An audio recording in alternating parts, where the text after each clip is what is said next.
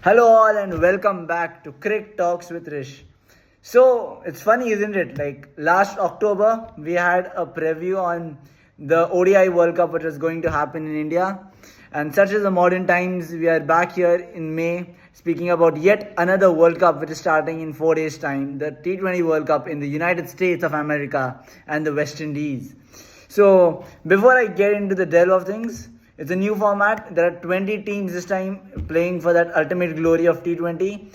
I think it's a great initiative by the ICC to promote sports in so many countries for making 20 teams get selected. And of course, a great ambassador to play in USA and promote the game there as well. As we all know, USA have just defeated Bangladesh in a bilateral series. So that's something to look forward to. But in this video, I'm just going to keep it crisp and short to be precise. I'm going to take you to the teams who I feel are the prospective Super 8 teams, and then further on we'll just bisect them into probably the semi-finalists and ultimately who will win that final, which is going to be played on June 29th. So first of all, we won't start with the obvious. Let me go to the Group C and Group D, and then we'll go to Group A and B. So Group C, the first team out of, as you all know, there are three. I think in this group there are three teams who are competing for two spots. So I'd like to first delve into that. I'd like to start with Afghanistan's men's cricket team.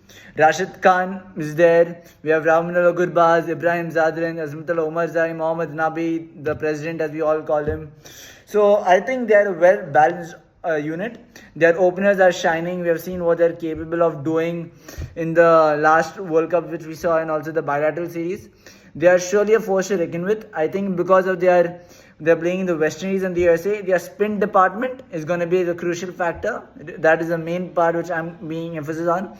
Their spin department will help them succeed in the subcontinent, in the West Indies and in the United States of America. And of course, for me, the standout batters for me from this will be Rahmanullah Gurbaz and Mohammad Nabi, and probably an X factor will be Gulbuddin Naib with as well in the ball in hand as well when he comes into bowl for Afghanistan. So that is my first prediction, thinking of this well-oiled unit, especially the spin department. Afghanistan is one team who I feel will also have an extra chance. Then let's go to the next team. We have India's probably dark horses. We call them the New Zealand cricket team, the Black Caps. We have Kane Williamson back at leading the front. He missed out to play for Gujarat Titans. He was dropped, and that was, I think that costed him, but that's for another time. But now Kane Williamson is in the head again. He's going to lead this New Zealand batting lineup and this team to hopefully yet another glory for New Zealand. They have won the World Test Championship, as you all know, and I'm sure he'll be keen to add a T20 silverware into his cabinet very soon. So New Zealand, I think pretty much if we go towards the batters first, we have Kane Williamson, Finn Allen and Devon Conway on top of the order. And this looks like a well-oiled lineup. I think the top three already seems that Devon Conway, Finn Allen will open the batting with Kane Williamson to follow. So Devon Conway and Finn Allen, I think Devon Conway is just coming back from an injury. And Finn Allen, we all know how destructive he is at opening. So that is a crucial factor. We saw that in the last T20 World Cup as well, how Finn Allen took about openings. So that is one key factor if you speak about the New Zealand cricket team up there. Then they are packed with all-rounders. I think they have one of the best all-rounders in the team, if not in the whole tournament, if not the best, because they have Darren Mitchell, they have Glenn Phillips, they have Rachin Ravindra, they have Mitchell Sandner, they have Jimmy Neesham. You look for spin, you go to Rachin Ravindra and Glenn Phillips and Sandner. You want pace in your bowling for a medium pacer, you have Darren Mitchell and James Neesham. And they bat at number 2 down, 3 down, 4 down, 5 down. So that solidifies your batting order and gives you a lot of variety when you go into the bowling department as well, in case some of your main bowlers are having a bad day. So I think for me, the main standout players in the all-rounders will be Darren Mitchell, Ravindra and Santner. These three are my picks out of the rest in the squad. Then let's finally go to the bowlers. We have Trent Bolt, Matt Henry, Tim Southee, Lockie Ferguson and Ish Sodhi in this department. If you see, Ish Sodhi is the only spinner in this department, and there are all other pacers with Trent Bolt, Matt Henry, Southee, Ferguson. There are 4 premium fast bowlers here. So my take will be Trent Bolt and Lockie Ferguson. Trent Bolt, because of his opening new deadly combination, how he gets the ball to swing, that will be one factor to consider in the conditions, because he can swing in any time. He's like a boomerang for New Zealand. He can swing it anyhow. no matter what the conditions are. And Lockie Ferguson, just because of his raw pace. We saw how crucial he was for RCB in the IPL, which just concluded. So he's one person. Also, these two will be the most dangerous factors for the openings when they face New Zealand. Now, well, this is called a group of death for some reason, because we have the Caribbean flavor as well in this group. The West Indies are in their own home ground, are playing in group number C. And oh man, don't they look powerful again? They got back Andre Russell. They have Shamar Joseph, who's just full pace. Roman Powell, who does wonders. They have Akhil Hossain, Johnson Charles, Nicholas Pooran, as you all know. Romario Shepherd, who played for the Mumbai Indians and did wonders. We have Shai Hope, who handles the the top and the middle order between those two. Then they have Shimron Hetmyer, who successfully reached after not missing his flight, if you all know the context. So, Shimron Hetmyer is as well there in the middle order. Brandon King, and they just clean sweeped South Africa a couple of days back. So, I'm surely slotting them into the Super 8 straight away before the tournament starts. Two reasons: because they are well oiled and a strong dominant lineup in bowling, batting, and also because they are playing their home conditions. That will surely give them an edge to enter into the Super 8s. So, nothing much to add about here. I think the only key factors where they are missing is the all-rounder aspect. They are going to miss Jason Holder, who, if you all know, he's been ruled out of the tournament, and Obed McCoy has been named as replacement. So their all-rounder department looks a bit unsettled. But apart from that, they have a well batting lineup and a good bowling lineup to surely put them in the contention for Super 8 and probably going forward even in the semi-finals. And if you ask me the key factor, it is West Indies batting, which is going to make them qualify or eventually lift the title. Because, as I said, I just mentioned to you the batters who they have. They have Shimron Hetmyer, Brandon King, Shai Hope, Nicholas Pooran, Andre Russell, Roman Powell, Johnson Charles. I don't think you need any more names to put fear into the opponent's lineup. So, these are the three teams who are in contention to qualify for the Super 8 from the group number C. And since only two teams can qualify, I'm going to go with the brave choice, guys. I'm going to go with Afghanistan and West Indies to qualify for the Super 8. And I feel New Zealand will just slightly miss out. Probably maybe on a net run rate basis as well. You never know. But yeah, I don't think New Zealand will qualify to the Super 8 stages. Now let's go to the final group, group number D, which comprises of three another good teams who are capable of qualifying. I would like to start with South Africa here, the men from the Africa. We have Aiden Markram leading it in the batting department and the team. We have Quinton de Kock, Hendrik Klaasen, Reza Hendricks, David Miller, Tristan Stubbs, and a surprise package of Ryan Rickelton as well. Ryan Rickelton is just 27 years of age. He's picked up from the SA T20. It's another franchise tournament happens in the South African region. And wonderstruck. He plays for MI Cape Town. He just did wonders this season. He has a lot of talent. Like, he's more of a power hitter, someone like more dynamic than a Devil Bravis, for my information. But my focus when I see this South African batting lineup goes to just three main people here. Aiden Markram, I think he's going to come much good compared to what he was in the IPL when he plays for South Africa in the T20 World Cup. I'm going to go with Quinton de Kock. I'm going to finally end my prediction with Hendrik Klaasen. We saw, of course, Klaasen go off the boil in the last few matches of the IPL compared to when SRH started their tournament. But just seeing the new tournament, there'll be new pitches there and just the motivation to play for your country. I think Aiden Markram, Quinton de Kock and Hendrik Klaasen are the players to watch out for in their batting department. And I'm sure Markram is going to do a great job as captaining the side. Now, they have just a solitary all-rounder in Marco Jansen. I think he's a sure slot into the playing 11. We'll surely see him feature in the squad or in the playing 11 when they place the team. Now, their bowlers are something of a very interesting. When I saw them in the first glance, was not very impressed. I didn't see a lot of talent or a lot of experience there compared to a few players. I'll read out to you who the bowlers are. We have Otniel Batman, Bijan Fortune, who is a spinner, Andrich Nokia, who is just not yet fit fully to play the game. We have Tabraiz Shamsi. We have Gerald Coity, who is a young guy who is making his mark in international cricket, just 23 years of age, man, just 3 years older than me. Keshav Maharaj, a veteran, and Kagiso Rabada, as you all know.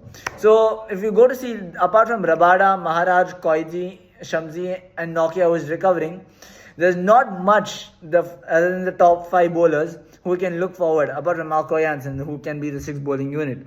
But if you are going to choose from these bowlers who might really stand out, I think it's going to be Kagiso Rabada, Kesha Maharaj, and Koidji. Yeah, these three. Shamsi might not be that effective compared to Maharaj, I feel, because Maharaj, with his variations and his slower balls, his flight, might just deceive compared to Tabriz Shamsi a bit more. And yeah, he's of course a few days older than Tabriz Shamsi, so I'm sure that a bit of experience also might help him come good in the West Indies and the USA. So my bowlers and my all-rounders and my batters to watch are from this South African side, as I just told you. Now, I would like to take you to the Sri Lankan men's cricket team. Unfortunately, I just heard the news that they have lost warm-up match of the World Cup to Netherlands. So that will just put a bit of shivers down every Sri Lankan fan supporters who might see this video and also who might be following the World Cup. So before I go into every detail, I'd like to go to your batters first. Kushal Mendes, Pathum Nissanka and Sadira Samara Vikrama. These are the top 3. So Kushal Mendes, Pathum Nissanka will be the stable opening pair, as we all know, for Sri Lanka. Then we have Sadira Samara Vikrama, who is a wicketkeeper batter as well. But Sadira Samara Vikrama, as we all know, before the ODI World Cup, he was in great touch. In his bilateral series, we could see the Kamal he used to do, if you see in Hindi terms. He used to score 50, 60 on a continuous basis. But just recently, I've not seen him perform all that well. But as we all know, it's a big tournament, and that's why people step up and get selected for such tournaments. Now they have a host of all-rounders. They have got back the veteran Angelo Matthews, who is 36 years of age. Yes, he is 36 years of age and almost inching towards 37. So, Angelo Matthews, welcome back first of all. It's great to have you. He's a very medium bowler when he comes to pace-wise, but he's really deserving. That pace which he bowls is very slow, very tempting pace if you call it, but people easily get out on his bowling. And that is the reason why Angelo Matthews can be deadly with both bat and ball. And then they have Vanandu Hasaranga, who is captaining the side, for your information. There's no more Kushal Mendes. It is Vanandu Hasaranga who is captaining the Sri Lankan side for the World Cup in West Indies and the United States. He surely is going to be the X factor because he didn't play the IPL, as you all know. He was a bit injured. So I think coming back from that layoff, maybe just a mental break as well during the IPL season. So I'm sure he's recharged and refreshed to go out again and play the game. So Vanandu Hasaranga is going to be the X factor. And Dasan Chanaka, Kamindu Mendes, Dhananjay De Silva, Charit Asalanka, he's a vice captain. But my names, just when you go to these all-rounders, goes to Dasan Chanaka, Angelo Matthews and Vanandu Hasaranga. I think these 3 are going to be the top all-rounder performances. I'm not focusing only on batting or bowling. I'm saying these are going to be the all-rounder performances. Whereas in the batting department, to support Sadira Samara Vikrama, Pathum Nissanka and Kushal Mendes will be Charit Asalanka and Dhananjay De Silva compared to Matthews. I think Charit Asalanka and Dhananjay De Silva will come good in this tournament. We'll see them perform to probably the best of their abilities, and I hope they continue to do wonders for Sri Lanka compared to unfortunately dismal performance against Netherlands just yesterday. Now finally, the Sri Lankan team's bowling. Dushmanta Chamira, Dilshan Madhushanka, Matisha Patirana, Mahesh Tikshana, Novan Tushara and Dunit Velalage. So again, it's somewhat a young bowling lineup if you exclude Dushmanta Chamira, who is 32 years of age. But again, this bowling lineup, I will say Matisha Patirana will be an X factor. He did really well for CSK. Of course, he had a tired odd game which didn't go his way, but very well bowled. He bowls those Yorkers, he bowls the slower balls. You saw how crucial he was for CSK in this tournament. And then I think another to be taken note of is Mahesh Tikshana. Because of his spin, he'll bowl the tough overs, he'll bowl the power play. He might come in the middle when the partnership is building for any team and break the partnership. So he's another player to be considered. And Dilshan Madhushanka in the pace department. He's quick, he rushes the batters, he's left arm, which adds a bit more dynamics to the options for the team when they play against any opponents. The left arm pacer, as you all know, is very deadly. If we go to India, we have Arshdeep Singh and then Shaheen Shah Afridi for Pakistan. So as we all know, Dilshan Madhushanka will be an X factor to reckon with. So you might say South Africa, Sri Lanka are sure shots to qualify as into the Super 8 from this team. But let me warn you guys, let me really warn you. There's someone there who are known as the Dutch cricket team, the Netherlands. They just never back down, and that is why I really, really love them. The way they play the cricket and the way they carry themselves on the field is a sense of purpose. As you all know, they are part-time Uber workers. They work for different companies, and they just come together just before a tournament or a series.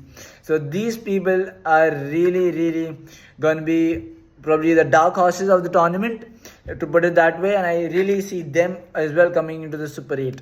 So to start off with, they have Scott Edwards again at the realm of things. He's the captain for the Netherlands cricket team.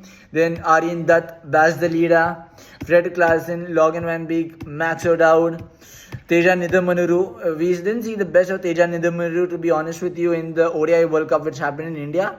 But I think he's more of a T20I batter, and I really see him coming much better form compared to what he was in India. And there's another two names which catches my attention. To be honest, three names. Siebrand Engelbrecht. He did a really wonderful job when he was in Indian soil. So I don't see anything different. If there's any collapse of the Netherlands team, I see this man again stepping up, proving his point, and again showing the world what he's capable of. And then finally to finish off is Paul Van Meekeren. He's a beautiful pacer. He bowls a bit of cutters, he bowls a bit of variations, and he has this odd pace ball as well which zips through the batters. So he's another guy to be considered in this Dutch unit. And also Tim Pringle and Wesley Barisi will be my final picks. Tim Pringle, as you all know, he's a really dynamic player. He can also give with the ball, he can also do a bit with the bat, and he's just great. So this Dutch team looks strong. Max O'Dowd, I hope he comes good, because we all need him. You know, like Max O'Dowd and Vikramjit Singh, there were a lot of expectations from them in the ODI World Cup, but they never gave the start for Netherlands what they wanted, and probably that is why they didn't reach the next part of the semi-finals or even get an automatic qualification for the Champions Trophy, which happens next year in Pakistan. So yeah, but unfortunately we can only pick two, as I said. So I'm going to go with South Africa and Sri Lanka as the Super 8 squad, with the Dutch going to miss out a place by a small margin, unfortunately. But yeah. Now, let's go to Group A and Group B. Probably, there's a reason I didn't start off with these, because Group A and Group B have short teams who are going to qualify. I'm not disrespecting any other teams, but it's going to be India and Pakistan from Group number A who's going to qualify. India, Rohit Sharma is again back as a captain. He was not the captain of Mumbai Indians, as you all know, but he's back as the captain of Indian cricket team. Then we have Hardik Pandya, who's a vice captain, who is back in action for the Indian colours. Surya Kumar Yadav, Virat Kohli, and a relatively young middle order. We have comeback of Sanju Samson, we have a comeback of Rishabh Pant, we have Shivam Dube back as well. He really deserves for what he did in the opening part of the IPL, so really good to see him here. So this team looks really settled in a very strong unit heading into the World Cup in West Indies and USA. They're playing most of their matches in New York, as well as the pinnacle of the tournament, India-Pakistan, on 9th of June, which happens in New York at the Nassau Stadium, if I'm not wrong. So Rohit Sharma, Hardik Pandya, Yashasvi Jaiswal, Virat Kohli, Surya Kumar Yadav, Rishabh Pant, Sanju Samson, Shivam Dube, the name goes endless. And also there are all-rounders who are Ravindra Jadeja, Akshar Patel and Shivam Dube. These three are going to be the key factors. I think, as you all heard, Rohit Sharma, they're going to play matches that start at 10 a.m. local, and because it starts at around 8 in the night in India and also in Pakistan. So it's a 10 a.m. morning start. The ball will spin. There will be a lot of hold for the spinners as it is a day game. So I think Jadeja, Chahal, Kuldeep, these three will be my starting 11. I see Akshar Patel missing out because of maybe not his dynamics and of his form lately. I think Yuzvendra Chahal, Kuldeep Yadav and Jadeja deserves an automatic placement as a three spinners in the playing 11 when you go to West Indies and the United States of America. Then they have their pacers Arshdeep Singh, Jasprit Bumrah and Mohammad Siraj. If you ask me, I'm going to pick just two pacers out of this. It's going to be a brave call because all three are in fantastic form, and it depends on the opposition as well. But I would say it is going to be Jasprit Bumrah and Arshdeep Singh for a few matches initially, and then probably getting someone like a Siraj depending on the opposition. Maybe against Sri Lanka, getting Siraj, as we all know why.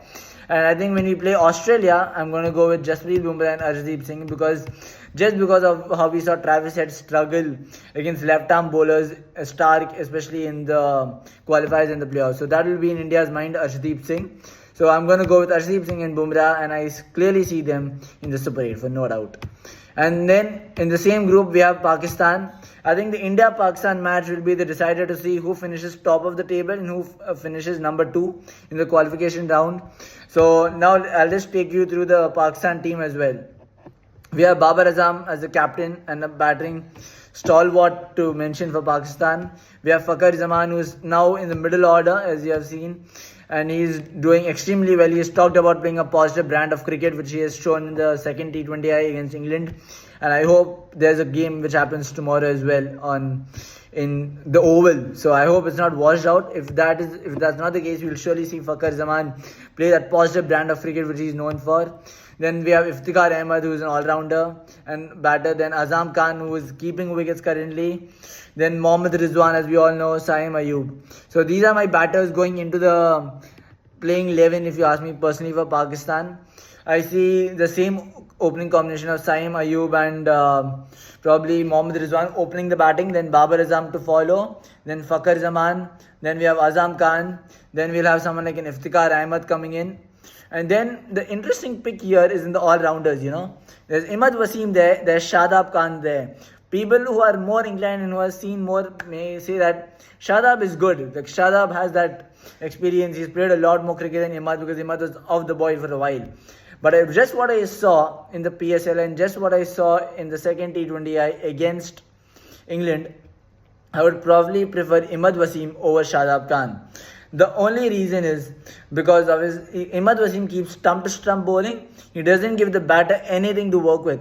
You see Shadab Khan, he's out of form since the last World Cup which has happened in India. He's leaking runs, not able to get wickets, giving her too many with balls. Easy for the batter to cut through the point region, get a boundary, or probably even slog sweep one towards the mid-wicket for 6. So Imad Wasim direct slot in place of Shadab Khan. Abrar Ahmed is going to surely get a chance, I feel, in this tournament. I think the Pakistan team, the coaches and also the directors should look as Abrar Ahmed instead of someone like a Shadab Khan if they want to play 2 spinners up front with Iftikhar giving the third option. So I'm going to go with Abrar Ahmed, Iftikhar as a part-timer and Imad Wasim as their spinners. Now we go to their pace department, which are always known for. Naseem Shah returning from injury, Haris Rauf returning from injury, Mohammad Amir, who's come out of retirement and he's back in Pakistan colours, and Shaheen Shah Afridi. So I was talking about Mohammad Amir. I don't see him bowling the zippers which we have known him for. I'm sure India will remember the Champions Trophy where we lost to them. He was absolutely beating the opponents of pace, getting swing on offer in England conditions. But just seeing him in the second T20 and also a bit before that, I don't see him get that zip anymore. He doesn't have that fiery attitude in him just because of probably whatever has happened to him. But my pacers for the World Cup will be Shaheen Shah Afridi, Naseem Shah and probably Haris Rauf because of his pace. People are saying he's not good, he's giving runs, leaking runs, but one reason why Haris Rauf should be included is his raw pace. He can easily trouble any opponents and he gets that bounce, and undoubtedly I'm sure shot seeing Haris Rauf play for Pakistan in the playing 11. So that is my prediction, India Pakistan to the Super 8s from this group. Now let's go to group number B, the final group for this T20 World Cup. And again, I'm just going to talk about 2 teams, Australia and England. These teams are going to qualify. So probably there's no need for me to dwell much into the teams because we know why they'll qualify for the Super 8 because they're most likely to from the groups compared to the other teams who are playing in the respective groups. So we have Mitchell Marsh as the captain of Australia, Ashton Agar, Pat Cummins, Tim David, Nathan Ellis, Cameron Green, Josh Hazlewood, Travis Head, Josh Inglis, Glenn Maxwell, Mitchell Stark, Marcus Stoinis, Matthew Wade, David Warner, who is playing his final T20 for World Cup for your information, Adam Zampa. So, I mean, you just look all around this team. You see batters dominant, Travis Head, Matthew Wade, David Warner, Glenn Maxwell. You see all-rounders, Cameron Green, Glenn Maxwell, again, Marcus Stoinis. Then you go into bowlers, you see Pat Cummins, you see someone like a Mitchell Stark, you see Adam Zampa. Nathan Ellis, who bowls really well in the IPL. He's very underrated, I feel, and Ashton Agar as well. So this Australian side clearly looks a dominant team, and not only for the Super 8 but also to qualify for the semi-finals. So sure shot, and yeah, just explains to itself. Now the final team I'll be talking to you today is about the England men's cricket team. They have a very interesting team. Josh Buttler is, of course, again, as you all know, the realm of things. He's a captain for England. Then we have Johnny Bairstow, Ben Duckett, Harry Brook, and Phil Salt. So again, my top players from this team in their batting department is going to be Josh Buttler, Johnny Bairstow, and Phil Salt. I think Phil Salt will be providing an explosive start at top of the order.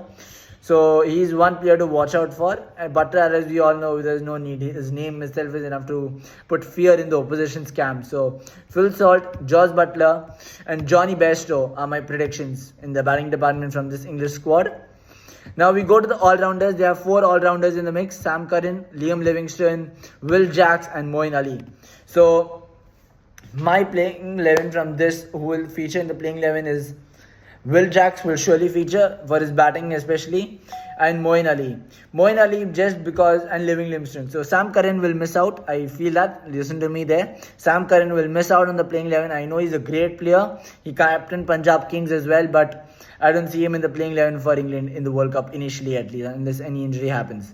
So Moeen Ali, Liam Livingstone, just because of the conditions which we'll get in USA and the West Indies, is going to turn, no doubt about it. It's going to hold on the pitch a bit. It's going to be a bit sticky as it comes through, and that's the only reason I see Moeen Ali, Liam Livingstone, and Will Jacks, of course, for his batting.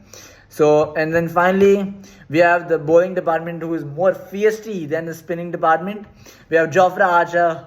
Oh man, I'm so happy to see him back, because we know what he did in that Ashes in the England, when they were playing Ashes in England. He literally troubled everyone. He troubled Steve Smith. That was the first time we had a concussion substitute, Manus Labuschagne. Manus Labuschagne also got hit on the head immediately, but he got back up and played. That was a scene to be watched.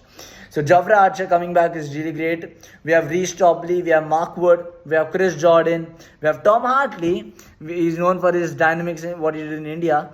And Adil Rashid, who is always a stalwart, 36 years of age, man. He's just growing like a fine wine.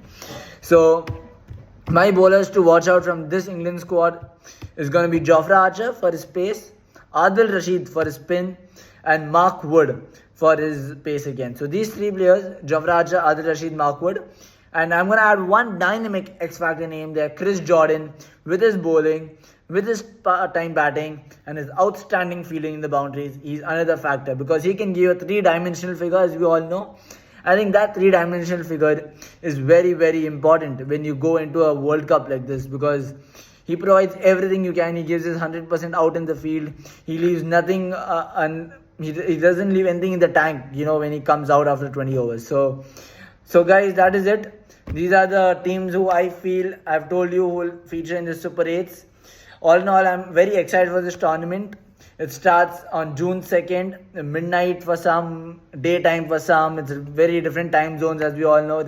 If you see the India time zone, there are 3 to 4 matches sometimes in one day, because of how we work as a clock.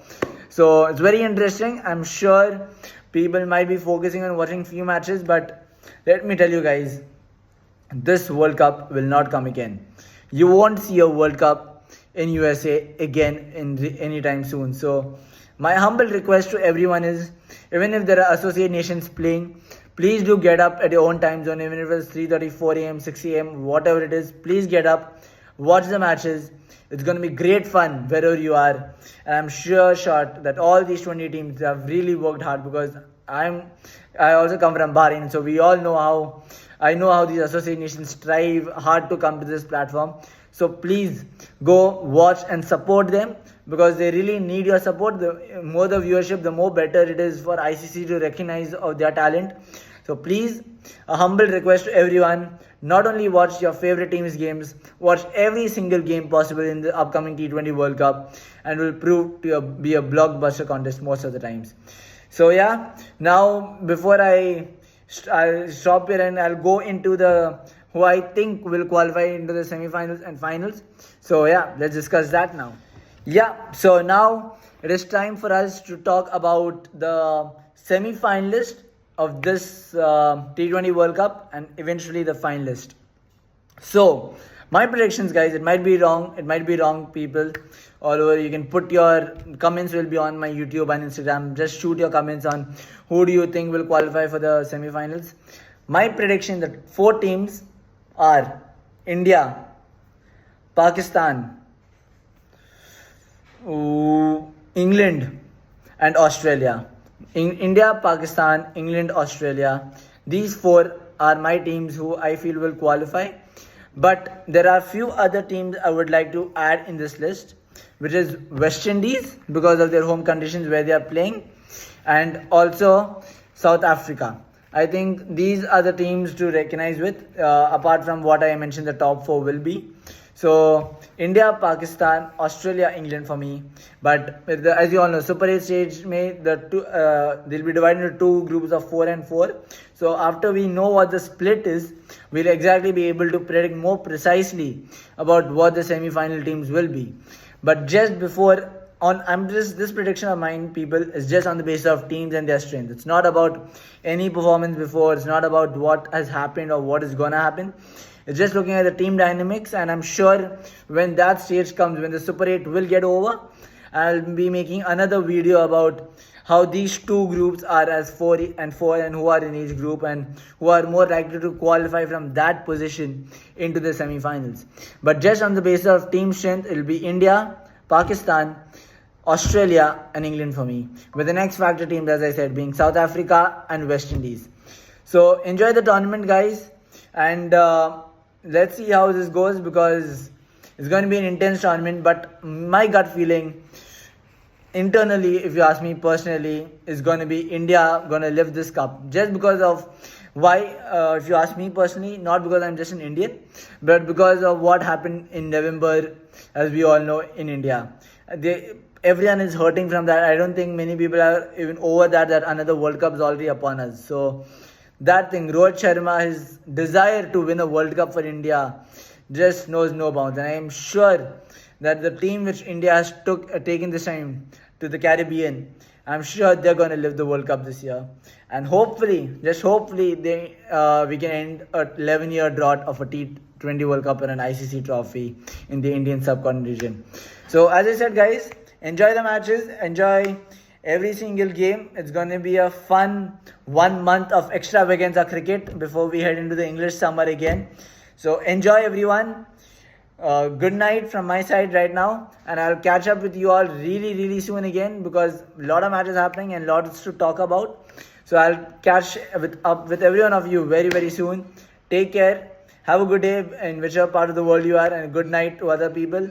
Thank you, everyone. See you back on Cricket Talks with Rish real soon. Thank you, guys. Thank you, everyone. Take care.